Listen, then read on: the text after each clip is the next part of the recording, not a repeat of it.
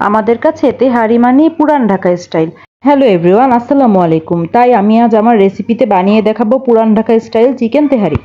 এইবার আমি একে একে নিয়ে নেব চিকেন, আলু, গুঁড়ো দুধ, চিকেন তেহারি মশলা, আদা বাটা, রসুন বাটা এবং কাঁচামরিচ থেতো করা।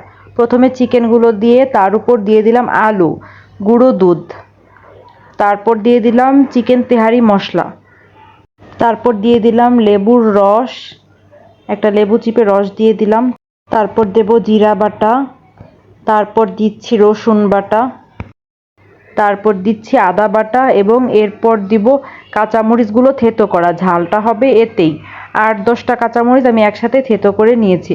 এবার মশলাগুলোকে আমি ভালোভাবে মাখিয়ে নেব আলু এবং মাংসের সাথে। এরপর আমি দিয়ে দিলাম স্বাদ মতো লবণ। লবণ দিয়ে আরও কিছুক্ষণ মাখিয়ে নেব।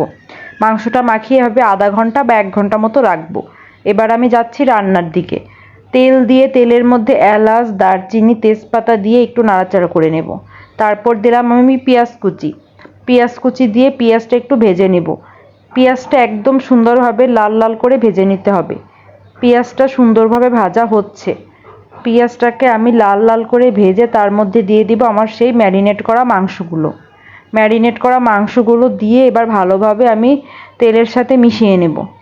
অল্প কিছুক্ষণ ভাজা ভাজা করব। সুন্দর করে অল্প কিছুক্ষণ ভাজা ভাজা করা হচ্ছে। অল্প কিছুক্ষণ ভাজা ভাজার পর আমি এর মধ্যে সামান্য একটু বাটি ধোয়া পানি দিয়ে দিলাম। এটা দিয়ে আমি একটু নাড়াচাড়া করে মশলাটা ভাজা ভাজা করে নেব। মশলাটা ভাজা ভাজা হচ্ছে, তেল ছেড়ে এসেছে।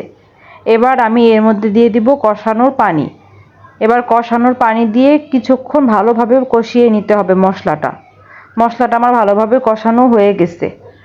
এবার আমি দিয়ে দেব পানি বা ঝোল যাই বলা হোক। এতে আমার আলু এবং মাংসটা সিদ্ধ হয়ে যাবে। আমি পরিমাণ মতো পানি দিয়ে দিলাম।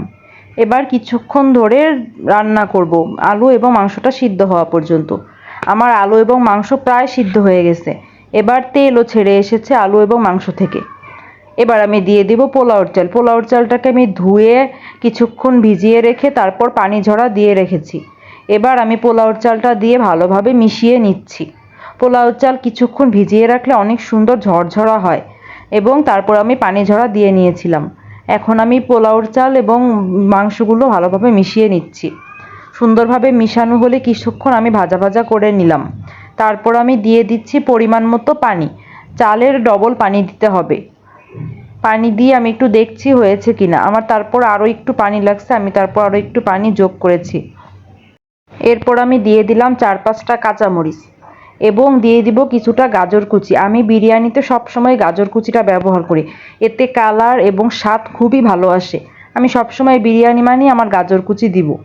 এখন এগুলো ভালোভাবে মিশিয়ে নিচ্ছি। মিশিয়ে নিয়ে ঢাকনা দিয়ে ঢেকে দিব। ঢাকনা খুলে এবার একটু নাড়াচাড়া করে নিচ্ছি। ঢাকনা খুলে নাড়াচাড়া করার পর আমি আবার কিছুক্ষণ ঢেকে দেব। এবার ঢাকনা নামিয়ে দেখলাম আমার পানি টেনে গেছে এবং চালগুলো ফুটে উঠেছে।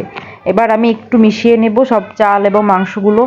অনেক সুন্দর ঝরঝরা হচ্ছে, মেশানো হয়ে যাচ্ছে। এরপর আমি আবার একটুক্ষণ ঢেকে দিব। এবার ঢাকনা খুলে তৈরি হয়ে গেছে। পানি সম্পূর্ণ টেনে একদম ঝরঝরা হয়ে গেছে এবং চালগুলোও ফুটে গেছে। এবার আমি মিশিয়ে নিচ্ছি সুন্দর করে। অনেক সুন্দর ঝরঝরা হয়েছে, ভালোভাবে মিশানো হয়ে গেছে। এবার আমি একটি প্লেটে নামিয়ে নিলাম। তৈরি হয়ে গেল আমার পুরান ঢাকা স্টাইলে চিকেন তেহারি। রেসিপি কেমন লাগলো অবশ্যই জানাবেন, আর ভালো লাগলে লাইক, কমেন্ট, শেয়ার এবং সাবস্ক্রাইব করতে ভুলবেন না।